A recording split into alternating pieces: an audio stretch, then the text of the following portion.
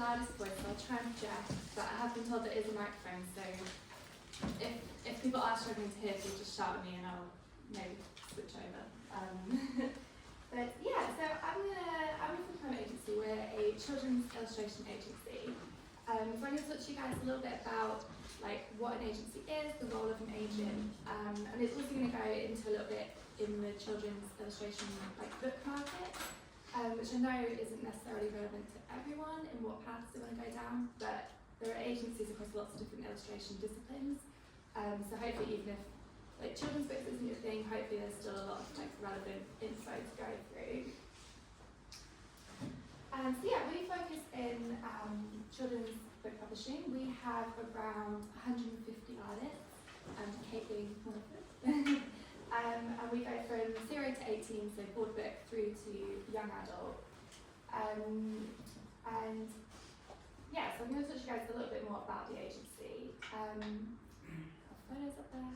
So we're a fairly small team. You do get agencies slightly smaller than ours, and you get agencies a lot bigger as well. There's just the 6 of us, plus like a few behind the scenes sort of accountants and stuff like that. So yeah, I'll sort of talk about the differences between big agencies and small agencies as well when we talk about what does an agent actually do. So as I said, this applies to lots of different disciplines, not just the book market. But basically, in a nutshell, we're here to support you guys in whatever way we can. One big thing, obviously, is promoting your work. We do marketing with our social media. We've got a website as well. Obviously, most artists also have social media and websites too, and we would really encourage you to as well. It just gets your work out there for more people to see. But if you have an agency behind you, you're likely getting a bit more reach with that marketing as well. We've got lots and lots of industry contacts that you as an individual might not have. So if you've got an agency promoting your work as well, they're able to do lots of targeted mail outs with contacts that will suit your work as well. So it's just like getting lots and lots of reach to your artwork. Meetings as well, so we meet with designers, editors, art directors, basically anyone that's going to be commissioning artwork in children's books, and also if you're an agency with like a different discipline, it'll be meeting with whoever's relevant to you. So we're based down in Surrey, so we are not too far from London, so we pop into London every so often. They're usually like a few times a month, and I'll meet with 3 or 4 publishers a day when I'm in there. And we'll basically just sit with like all our artists' portfolios, show them everyone's work, we'll chat to them about what projects they've got coming up, what kind of artists they're looking for, what styles they're looking for, how they think the market's going, like what styles are really popular right now. And that's again something that as an individual you might not have the access to be able to do that, but with an agency, again, it's just getting your work seen by more people. Another part of those meetings is trade fairs, which I'll come on to like on the next slide in a bit more detail. Then you've got all the like admin side of things, so reviewing and negotiating contracts. That's something that a lot of artists are not necessarily super comfortable with. As an agency, we're doing that all day, every day. We know kind of what things to ask for, what things to push for, what's like normal or a bit abnormal in a contract. So you've got all those kind of admin side of things, ensuring the best terms for you, pushing for the best fees, the best royalties, the best rights and things like that. Which again, some artists are very comfortable doing that themselves, not everyone is. But even if that is something you're comfortable with, it does take a lot of time as well. And so you might sort of think, oh, it would be nice to have an agency to support me and do that for me, and it just frees up your time to be really creative, which is really what most people want to be doing. So yeah, that will lead to like ensuring the best terms. Asking the awkward questions. So another thing that not everyone is super comfortable with, but at the start of a project, you might need to be asking for more fee, more time, things like that not everyone is always super comfortable doing. But also problems that come up during a project. For example, like if you're being briefed on a project and then later on down the line you think, oh, I feel like they're asking for a bit more artwork than we initially talked about, or I feel like this direction is changing a little bit. Any kind of issues like that crop up during a project. If you've got an agency, they can handle all those kind of conversations for you. on your behalf. Things like chasing payments. It's really annoying that clients have a habit of not paying on time. So we do a lot of chasing payments and things like that, which again, some people are perfectly happy to do that, but even if you have an agency, it just frees up your time a little bit. Also helping develop your portfolio. So this is something I'm going to come on to in a bit more detail with like some examples in a minute as well. But you know, markets or like what markets you want to work in can like change and shift. As an agency, like I said, we're meeting with designers and art directors all the time, and we kind of know from conversations with them what's really selling, what's really desirable at the moment, and can help an artist sort of with the evolution of their portfolio and guide them to develop it or to get it really focused for whatever particular area of the market they're wanting to work in. And basically, just to summarise all those things, we're here to support you if you have an agency. You know, sometimes that is like all the admin stuff or the difficult points during a project, but sometimes it is just as simple as, you know, artists sometimes kind of lose their way a little bit. They lose a bit of confidence with their art style. You know, we get artists coming to us that are like having a few mental health issues and a bit like not really sure where they're going, what their path is, what they want to be doing. We're here just to support you through all those kind of ups and downs, and yeah, make sure you're happy and on the right track and in the direction that you want to go in. As I mentioned, meetings and trade fairs. So as well as meetings in London or on Zoom, especially after the pandemic, like obviously Zoom and Teams and all that got really, really popular and common, so we can meet with designers and others from all over the world. We also, I was lucky enough to go to New York in September and meet with our New York-based clients. But as well as those kind of meetings, the big events for us in the year are trade fairs. The 2 or 3 big ones really being Bologna, which is coming up at the end of March. There's Frankfurt towards the end of October, and also London that starts in a few weeks. Trade fairs, if anyone doesn't know, primarily they are for rights and sales teams. So when a publisher has their book that they're publishing, they're ideally going to want to sell it into lots of different countries, because the more countries you can sell your book into, the more potential returns you get. You know, the more profit you get back in your project. So primarily there's a lot of sales and rights people at book fairs. But as a secondary thing to that, there's also a lot of designers, editors, and art directors that attend. And that's where we as agents are interested, and also anyone going as an artist is really interested to be able to meet with those clients. I know that MA students are going to Bologna, and if anyone isn't going this time but is thinking about it in the future, I'd really, really recommend it. Even if you're not able to get in meetings with designers and art directors and that, it's still just an amazing place to just get really inspired. It is huge.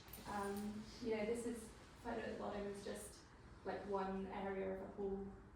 That might be Frankfurt actually, but it's like many, many halls wide and loads of stalls with all different publishers from all around the world. So it's just like the best place to go to get inspired.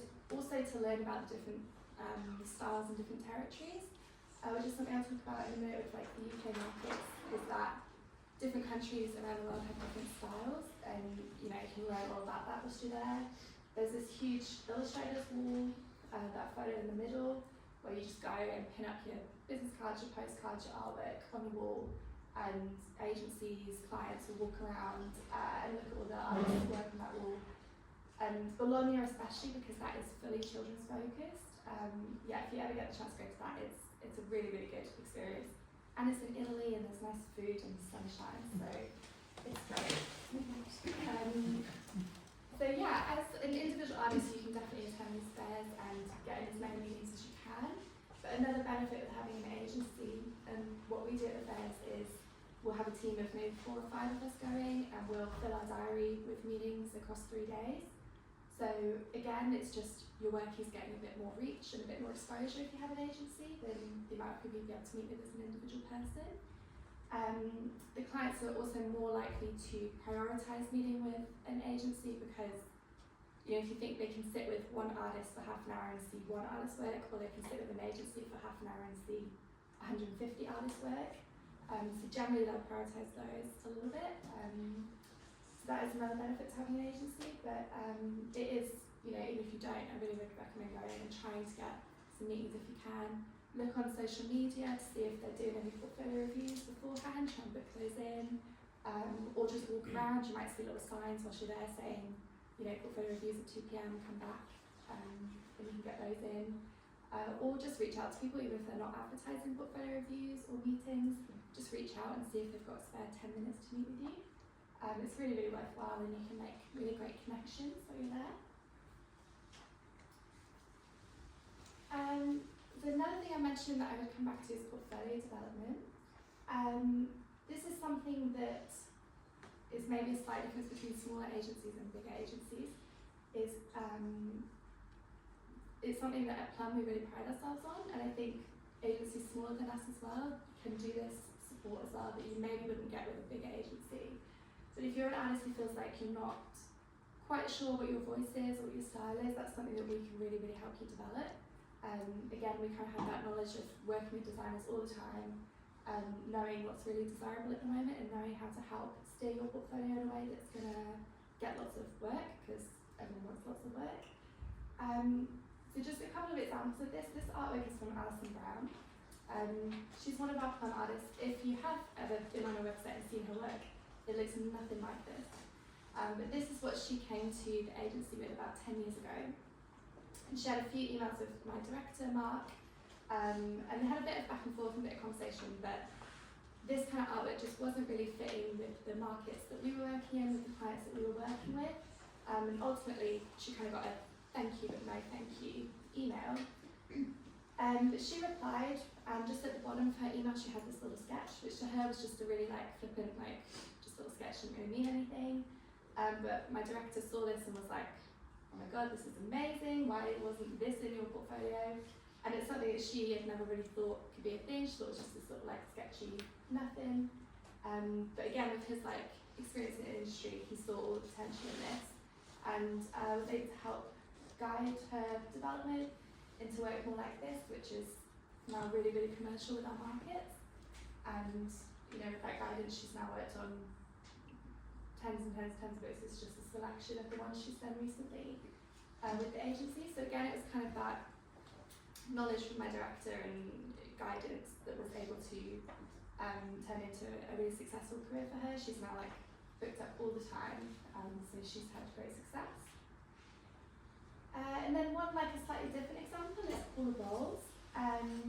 Paula, again, this is going back maybe 10 years when she first came to the agency. She was working in this watercolour style. At the time, this was quite popular.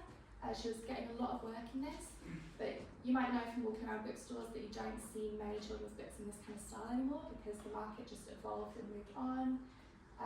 You know, I think there was a big like technological advancement in like Photoshop, and then Procreate came along, things like that. And the work for her just really dried up, so she went from having a lot of success in this style to not really having much work.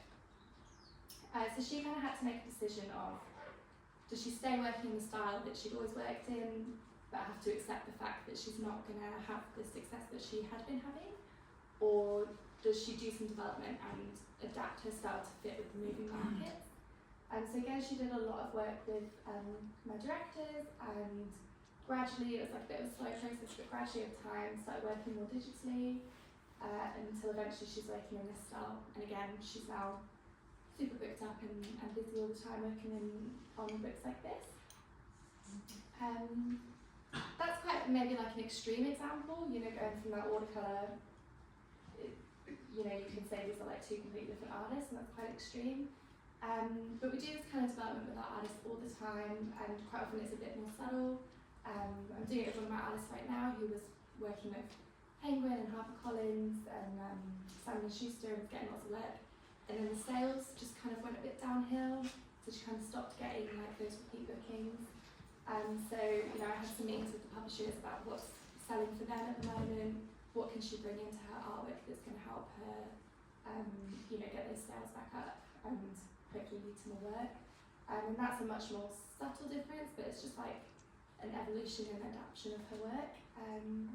And again, that's something you can absolutely do on your own as well. And if you don't have an agent, I really recommend staying up to date with the markets, just like researching, going to local bookshops and see what's selling. You know, follow your favourite publishers on Instagram or whatever, and really look at what's working and what you can bring into your work that's selling well in other areas. But again, with an agency, we can help you with that. So that kind of leads me to the question of, do I need an agent? Because I've talked about all the things that an agency can do, but that doesn't necessarily mean you need one. There are lots of successful artists out there who don't have an agent. I think it is really a personal preference. You know, having heard about what we do as an agency, you know, you've got to kind of think, is that something that you want and that works for you? You know, some artists already have lots of contacts, and they've come to us having worked in the industry already, and they have the contacts and they have all the networking that they need. They're set up with quite a lot of publishers, but they just don't want to take care of all the admin side of things, so we can do that for them. You know, or you might be the other way around, that you're quite comfortable with reading contracts and all that kind of stuff, but you just don't have the contacts in the industry, your work's not getting seen on a wide enough scale, or a lot of artists are kind of looking for all of those things. If you do think an agency is the direction that you kind of want to go down, then I really recommend researching. Like I said, you get kind of different sizes. You know, we've got 150 artists. An agency like Bright has around 500 artists. And then you get some very small agencies that are maybe headed by just 1 or 2 people, and they represent maybe like 10 illustrators. There's different benefits to each. With a smaller agency, you might get more of that support I was talking about with like portfolio development and things like that. With a bigger agency, you're not necessarily going to get that support. I mean, you might do, it's hard to say. But they do have obviously a big name, like publishers will quite likely go to them because they know they represent so many artists. They're going to have something that fits for what they're looking for. So it's all about finding kind of what works for you, and also the style of that agency, because the agency needs to work for you and you also need to work for them. Your style needs to fit with the clients that they're working with. So in terms of what does an agency look for, it is really varied depending on what markets they're working in. But ultimately, they're looking for a strong portfolio, a strong and consistent portfolio that's fitting in the markets they're working in. So for us at Plum, that is, as I said, the children's illustration market. And yeah, do your research on the agencies, what styles they're representing, do you fit with that? And yeah, especially if you want to be doing children's books, like I really recommend going to a bookshop, seeing really, like just sit on Waterstone's floor and read all the books. I've done it before, they won't kick you out. So you can just go and do that and read and see yeah, what's working in the industry. So I thought I'd touch maybe a little bit about what we look for at Plum. But as I said, this will kind of vary depending on what disciplines you're going to go into or what kind of style agency you're looking for. But at Plum, we do work worldwide. So everyone recognises the word map. So we do work with clients in Australia, in France and Germany, etc. But the majority of our commissions come from the UK and the US. And the biggest reason for that really is the fees are generally much higher in the UK and the US. So even though we do have a lot of projects with France and Germany and Australia, even if we have less projects with the UK, it's still a bigger income for us and for our artists. So a lot of artists that we work with do strive for those UK and US projects because of those higher fees. And one of the reasons is exporting. So I mentioned before about going to to trade fairs and selling rights, because the more rights you can sell into other countries, the more you can maximise your potential profit. So the world map then becomes like this when you scale it in relation to export, and this is maybe a little bit outdated, but gives a rough idea. You know, the US is really ballooned up, the UK is really, really grown for how it was at the start. You know, South America shrunk, Africa's all but disappeared. You know, the more exporting you do, the more potential returns you get in your books, and therefore that's one of the reasons why generally the fees are going to be a bit higher in the UK and the US. Alongside that, I think you've just got the very basic thing of like the currency exchange. You know, if you are working and living in China and a Chinese publisher sets the fee for what is a decent fee living and working in China, when that then gets over to you living and working in the UK, it's just not really a livable wage. I'm actually planning a trip to China in October, so I know that it's roughly a tenth. Like when I'm looking at hotels and stuff, it's about a tenth of what I'd expect to pay in the UK. So obviously for someone living in China, they get a fee that works for them, but then it gets over here and it just isn't going to work for someone who's living in the UK. So those are kind of the two main reasons why the fees are generally higher in the UK and US. Because of that, that's what a lot of our artists strive to work in. And also because of that, when we're looking to sign artists, those are the markets that we're generally most focused on, if that artwork is going to fit for those markets. And that will be true, I think, of a lot of UK-based agencies and also UK clients. You know, if you're wanting to work in the UK in children's books, then these are the kind of styles that they're going to be looking for. So to just break down a little bit what those markets look like, I've gone on and grabbed some images from the front page of an Italian publisher, and I think this is Ladybird Penguin Random House. These are all from their 0 to 5 age range.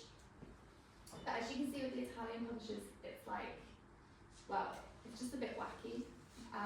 These kind of books we just wouldn't really see in a UK bookshop. And I think this is something that a lot of us aren't really exposed to. You know, if you've like grown up in the UK, even if you've travelled a lot, if this is where you've grown up, you're probably only really going to have seen books in UK bookshops. And so you don't necessarily know that in other countries it can vary really hugely. So not only are their characters a bit odd, but actually even the boundaries between the age categories, you know, those ones on the bottom of those Italian publishers down here, these don't really look like picture books to us, these look like much older books. So their boundaries are a bit different. And I think one of the reasons for that is, if you think back to that scaling export map, Italy doesn't do much exporting. So Italy only really has to be concerned with what is going to work in my own country. Whereas with UK publishers, to be able to maximise their profits, they're really thinking about what is going to work on a worldwide scale, because I want to sell my rights to all these countries in Europe and the US and Australia. So you get a much more, or a kind of less broad range of styles in the UK.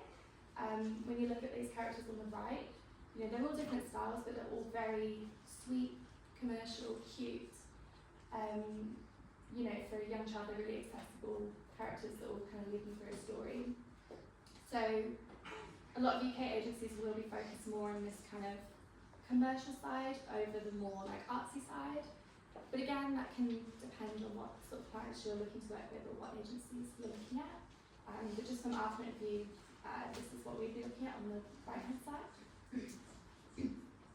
To break that down a little bit further, within the UK-US markets, you then get your like value books through to your gift books.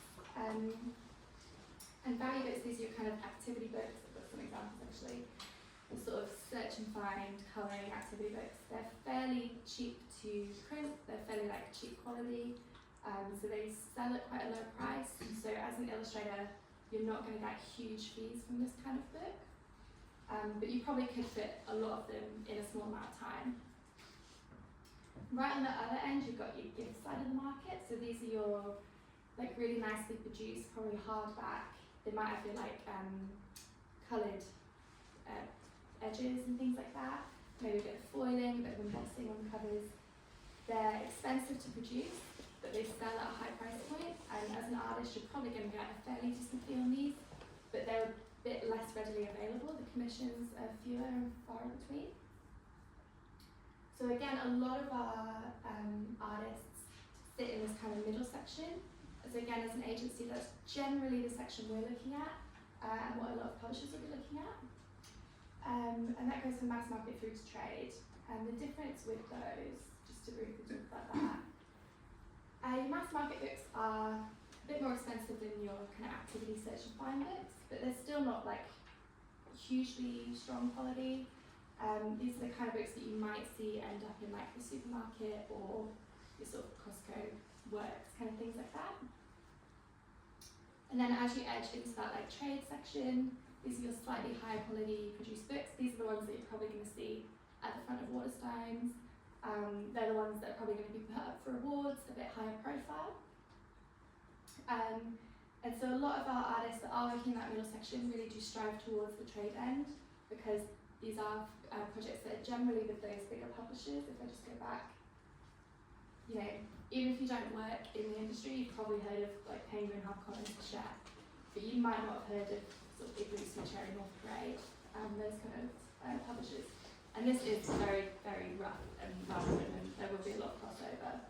But yeah, as a general idea for these trade books, you're going to be getting those bigger name publishers that generally have higher fees, and you're a lot more likely to get royalties attached to these projects. They're more likely to be higher profile, get put up for awards, maybe have authors with bigger names behind them, whereas these mass market ones might be sort of written in-house. And there's nothing wrong with that at all. Whatever one of these sections you're kind of aiming to work for, you know, there's a place for everything.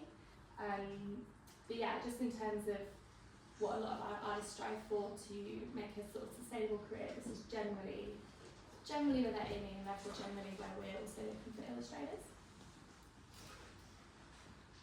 So one of the key differences in terms of the artwork between mass market and trade is the characterisation. So if you think back to those images I showed of the UK pitch books, all these characters fit with that. They're all very sweet. You know, they're cute. They, you know, we can tell a story and it's fine. They can lead us through the story, no problem. But we don't necessarily feel hugely invested in them. Their sort of faces are a bit interchangeable. You know, if I take this to in the middle, I can sort of change the faces over and they're still basically the same character. So they're very sweet and they serve their purpose, but we don't necessarily feel really invested in them. Whereas then when you move up to that trade kind of characterisation, you're getting loads of personality into these characters. You know, they've got exciting poses, they're full of movement, they've got fun expressions. All their facial features, whilst they're in keeping with the style, they're all a little bit different. You know, so they really have their own personality coming through and their individuality. You know, there's diverse body shapes going on. All these characters really feel like not only can they tell a story, but they can really like hook us in and guide us through it. So when an artist comes to us and they're like, you know, I'm not getting as much work as I want, or I'm not getting projects like at a high enough fee that I want to be getting, usually the biggest thing we then develop with them is their characterisation to push them from that more mass market into that trade section. And then there's just some middle grade examples. So again, consistent in style, but they've really all got their own individuality and their own character to them. So then think about where does your work fit. So we talked about a little bit about the different territories, and then a little bit from that value going through to gift. Then of course you've got all the different age categories, from board through to young adult. You've also got graphic novel, activity book, educational and non-fiction. So just to really, really quickly run through these. Your board book is roughly 0 to 3, although this is going to vary a lot. It's really bright, fun, sweet characters. Again, not huge amounts of personality because at this age, it's really not hugely necessary. Publishers are just looking for something really bright and sort of captivating for young readers. It's limited text. You might have a story, or it might be as basic as sort of like, this is a cow, this is a horse, this is a sheep, etc. So that's your board book, and then as you get slightly older, you're getting into pitch book, and again, this is a bit roughly 2 to 5, 3 to 5. It's still really brightly coloured, but you're getting a little bit more personality coming into those characters now. You've got maybe a little bit more text, definitely a story with an arc. But again, the artwork is still really, really important and on every single page. And then you get into your young fiction, where you'll have a coloured cover. You might on the younger end have coloured internals as well, or you might have black and white or spot colour. You might have artwork on every page, or it might be a little bit more sparse as you're starting to, as the text is starting to slightly overpower the illustration a little bit. And then in middle grade, you've got your colour cover. You might have a few black and white artworks inside as well. They're likely to be small vignettes with spot arts rather than full spreads and pages.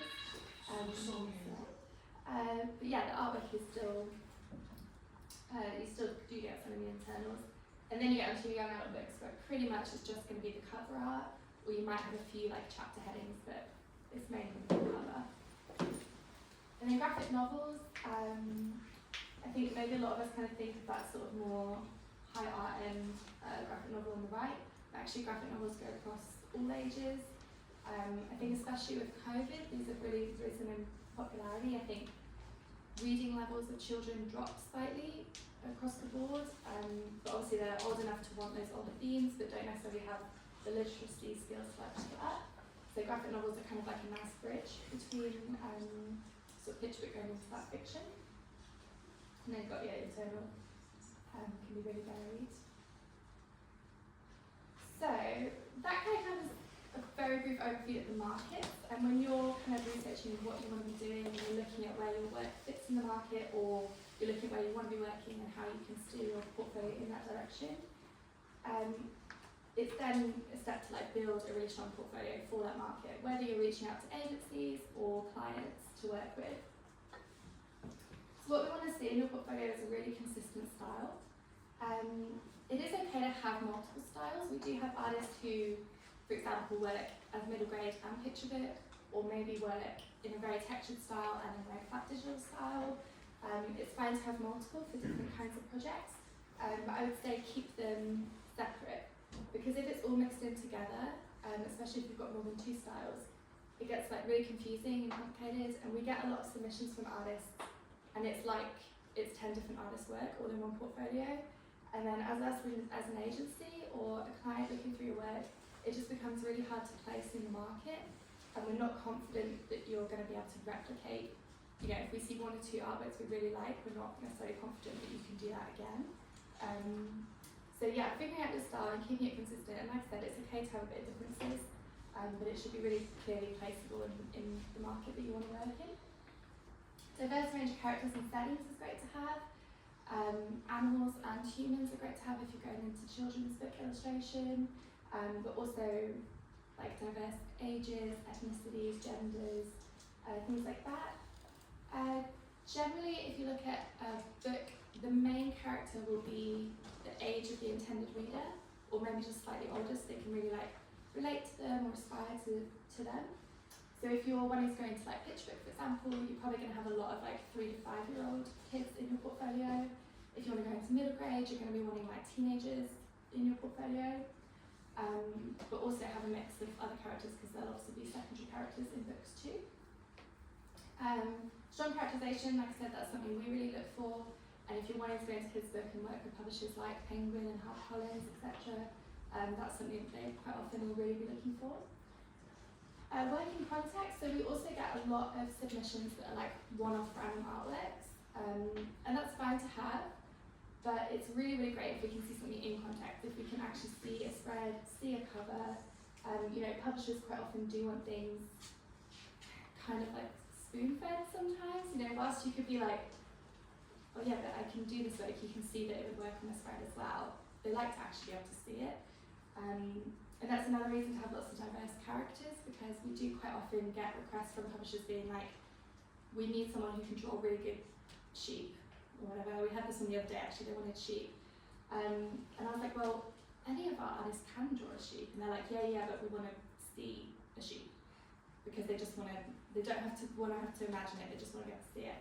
So the more diverse your portfolio is of your characters, you know, the more potential opportunities you're opening up. You know, an editor might just be scrolling through Instagram and see that you've got a sheep and be like, oh my god, they'd be perfect for this project. So it's great to have lots of diversity and lots of things in context. Having things in context also helps showcase the narrative. So if you've got a couple of spreads from one project, we can really see your consistency in that project, and also how you might start to tell a narrative, how you might play around with cool compositions. You know, if you've got a spread where your character is like super lonely or anxious, you might have a really vast spread with a tiny character. And then, you know, if you've got another spread from that story that's really busy, that's a really nice way for us to see like an approach to narrative and playing around with different perspectives in that. And that can just really help your portfolio stand out against others if you've got some really nice layout designs and things like that in your work too. And then one thing to kind of be aware of is current trends. So trends, like the market, as I said, changes with styles, but it also changes with like different themes or characters. You know, during COVID, there was a big push for lots of like very mindfulness books, quite soft art styles. Coming out of COVID, there's a bit more of a push for like lots more kind of fun, wacky escapism titles, because as the market focuses on one thing, it becomes a bit saturated, and then they start looking for like the next big thing. So it can be hard to predict, but it's good to kind of be aware of what is starting to be published. And you know, character-wise, sloths really had a moment a few years back. Meerkats, if anyone remembers the Compare the Meerkat adverts, when those started coming out, meerkats had like a really big boom. And again, publishers want to be able to see it. So if you start seeing a lot of books coming out, for example, at the moment, the past year or two, it's been like slugs and snails and critters. I don't quite know why. But you know, if you start to see lots of slug books, draw a slug, get it in your portfolio, because chances are another publisher will be looking for something like that. And yeah, looking for the next big thing. So once you've got your strong portfolio, if you are wanting to reach out to agencies, this is like how we find artists. And I put it next to publishers as well, because if you're not looking for an agency and you want to just be like sending your work out to clients, it's very, very similar. We find artists on social media, book fairs, artists submitting to us, new publications that we see coming out, and we think they're amazing, are they agented? No, let's get in touch. Competitions, portfolio reviews, we do that a lot at book fairs, and a lot of publishers will do that too. We sometimes get suggestions from publishers, and obviously on the other end, publishers will go to agencies as well. So in terms of applying to an agency, like I said, like at the start, kind of do your research, make sure that your work is suited to them, and also that they're going to be an agency that works well for you. Introduce yourself with a short paragraph. I mean, just to save you guys time, sometimes we get submissions that are like a whole essay, and honestly, we don't read them. We just don't have time, so don't waste your time. Just short and friendly is nice. A strong, well-rounded portfolio would suggest around 20 to 30 artworks with additional links. That's enough for us to see that consistency and see lots of sort of different works and contexts, but it's not too much that we're just going to get bored scrolling through. But additional links are great if you want to send a portfolio and then send like your Instagram, your website, because if we like your portfolio, we'll often go looking a bit deeper and looking for more. Don't be afraid of rejection. Agencies or clients, whatever, can reject for lots of reasons. I mean, like I said with that example with Alison Brown, we rejected on the art that she submitted, but she kept in touch. And that led to a really great career with her because of this one little artwork that was spotted. But it also might just be a case of timing. You know, like I said, during the pandemic, lots of publishers were looking for very soft, sort of soft and sweet mindfulness kind of styles. As we're kind of coming out of that, there's a bit less demand for that, so we're not necessarily looking for artists in those styles right now. There's a bit more demand for like a bit more fun and escapism. So sometimes it's a bit of a timing thing.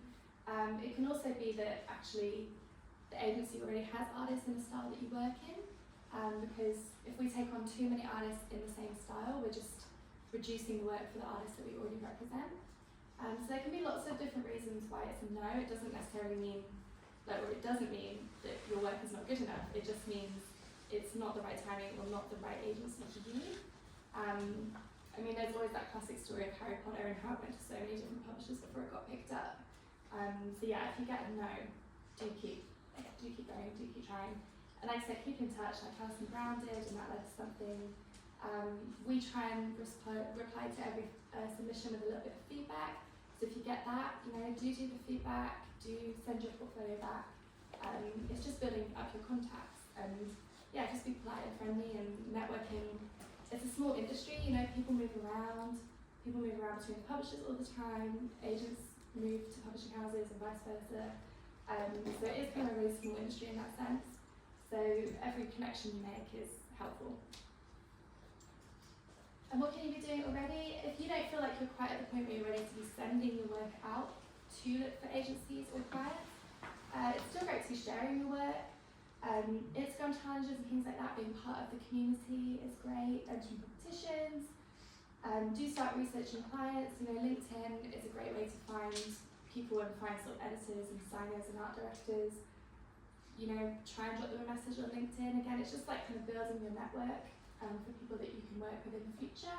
And again, that's obviously going to apply like outside children's book as well, like whatever industry you're wanting to go into.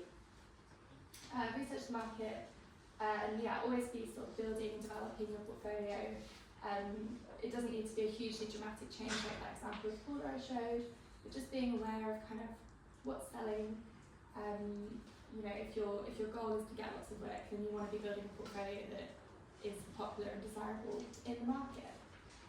And that's pretty much it. I mean, yeah, if you do feel like you are ready to submit to agencies and things, that's our email if anyone's ready to submit to us. And we do try and get back to everyone. It does take a little while because we do get a lot of submissions, but we do try and get back to everyone. And yeah, it's never too early. Like if you've got a portfolio, it's not too early to start sending it out.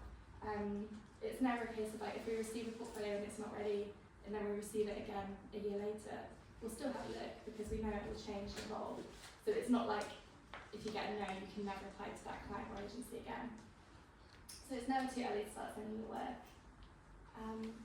And that's the end. So.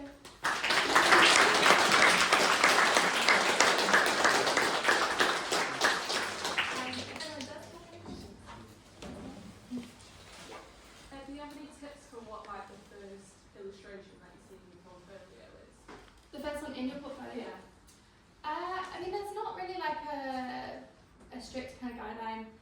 It could be a spread, a cover, a vignette, just something that really is strong, eye-catching is great. I mean, yeah, something that really represents your style, because I understand that whilst building a consistent portfolio, you might have some spreads that, because of that particular project, are like a little bit different to your usual style or things like that. You know, like we have one artist who works in board book a lot, and all their spreads are really bright and fun, full of animals, and that's really her like strong part, lots of pattern, lots of detail. So she does have some spreads that are kind of not like that, which I find still be in the portfolio, but I'd start with one that really represents your style. But yeah, there's no real like hard and fast rule on what exactly it should be, just something that you think is one of your stronger pieces. I'd say like start on a really strong one and end on a really strong one. I mean, obviously, like if it can all be strong, that's great. But if you've got kind of like two favourites, that's great. And I'd also say when I mentioned about like showing a narrative and having a few spreads from like the same project, like try and keep them together, so that it all kind of like follows through as you go through your portfolio. Yeah.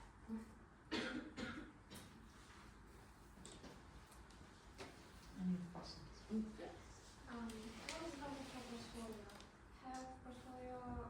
In one considered style or have like few styles or agency? So like if you've got multiple styles, like put them all together. What is better, to have only one style or I mean, it just depends on you. I would say if you're still developing and building your style and trying to like make a stronger portfolio, I'd maybe start by focusing on just one. Like develop one really strongly before you start. Say you're like developing a middle grade portfolio because that's your kind of like main passion, or that's where your work is mainly fitting at the moment. I'd say develop that so it's really strong before you then develop, say, a picture book portfolio. But if you have multiple styles that are all like at a really good standard, and it's fine to have multiple portfolios. But like I said, I would keep them separate, either like in one PDF but keep one at the top and one at the bottom, or literally just two separate PDFs or three separate PDFs. But yeah, so there's no real like which is better to have one or multiple. It kind of just depends. Does your work suit multiple styles and therefore you can have like multiple strong portfolios, or are you really sort of your work is all fitting in one direction, in which case have one consistent strong portfolio, if that makes sense. Yeah. Is it beneficial to have any like roughs or like double book examples within the portfolio? Yeah, I mean, it can be really nice. I think we do sometimes get artists admit where we love their roughs, and then when it gets to colour, it's like maybe not quite as strong. And so sometimes like seeing your roughs is really great, and we can start a conversation with you about like, oh, you've got so much movement and energy in your roughs, and it's like lost a little bit in colour. So maybe try this or try that. I wouldn't put a rough as your kind of first couple of images, because we do want to, when we first open the portfolio, see some really nice finished, like wow, finished pieces. But yeah, there's nothing wrong with putting some roughs in. I would do more finished pieces than roughs. But yeah, if you want to put like some character sketches in, again, like group it with a project. If you've got like some character sketches and then you've got like a finished spread of that book, like it's nice to have those grouped together. So yeah, it's fine to have a few sort of dotted around. Again, I wouldn't like fill the portfolio with them. And also that's where like additional links can come in handy. If you've got like a lot of people on their Instagram are happy to be a bit freer and a bit rougher with things that they're posting. So if you just want to like link to something that's got your roughs in, that's fine too. But yeah, it's always nice to see roughs and see like the process. Yeah. In your conversations with publishers at the moment, what kind of trends are you picking up on? What are you feeling from So the book? it's actually maybe slightly going back on something that I said at the start when I had the Italian publishers up and said that they're like quite quirky and quite artsy.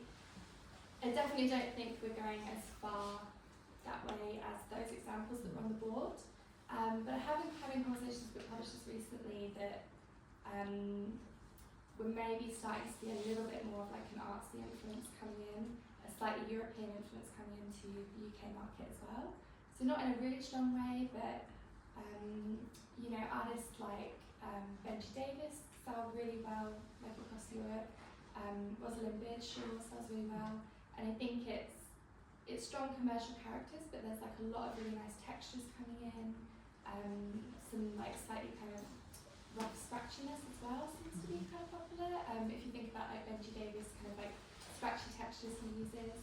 So I think we are starting to see a little bit more of that. And again, the market is always shifting and always evolving, so you don't necessarily want to, you know, fully change your portfolio to be a completely different style. You know, it should still be sort of your voice and true to your style, but just seeing what kind of elements you can bring in that are selling well at the moment. And yeah, that seems to be that slightly more artsy influence, but it is still very commercial and UK sort of character based as well. That's sort of, yeah, makes sense. We've got any more questions? Yeah, but what kind of timescales do people tend to work on with each say brief that they're given? Like, are most things quite short term? Do things last for months, or you know, like really large projects? Yeah, it's really varied. I know that's a really annoying answer. Obviously, firstly, it's going to depend on the project itself, like how long is the project. But if you think about, for example, like a standard 32-page picture book, which is maybe sort of like 12 spreads and a cover and some end papers, I'd say on average, like a lot of our illustrators are working on those for maybe around 5 months, 4 to 6, you know, and it does vary heavily. Sometimes we get very last minute projects come in for things like the trade fairs when a publisher is like, oh actually we really want this book completed so we can take it to the upcoming book fair. So you might get a project come in and they're like, I know this is crazy but we need it all in 3 months. Something like that. Or sometimes you get schedules quite far planned in advance and they're like, we've got a whole year, what works for you? You know, because artists also might be balancing multiple projects or balancing part-time work or balancing families, things like that. So it is really varied on the artist, and it's one of those things that sometimes there's flexibility and we can make it work for you, sometimes it's not and it's a bit rushed, and yeah, it's a bit of a balancing game, but yeah, varied. Which I know is not a super helpful answer, but yeah. Okay. No other questions? Okay, thanks again, Becky.